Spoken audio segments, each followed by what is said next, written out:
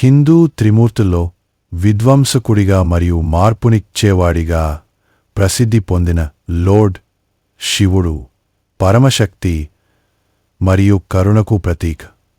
ఆయన జటల్లో చంద్రమా మరియు గంగా అలంకరించబడి ఉండగా శివుడు శాశ్వత ధ్యానంలో కైలాస పర్వతంపై నివసిస్తాడు.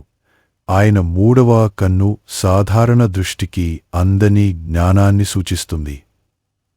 చేతిలో ఉన్న డమరు మరియు త్రిశూలం లయం మరియు న్యాయాన్ని సూచిస్తాయి. ఓం నమః శివాయ అనే మంత్రాన్ని జపించడం శాంతిని మరియు అంతర్గత బలాన్ని అందిస్తుందని భక్తులు నమ్ముతారు. రుద్రరూపలో ఉగ్రంగా కనిపించిన శివుడు ఎంతో కరుణామయుడు. ఆయన ఆశీస్సులను కోరిన వారిని రక్షిస్తాడు. శివుడు విరక్తి, అంతర్ముఖ నిశ్చలత మరియు జీవిత యాత్రలో సత్యానికి ప్రాధాన్యతను బోధిస్తాడు.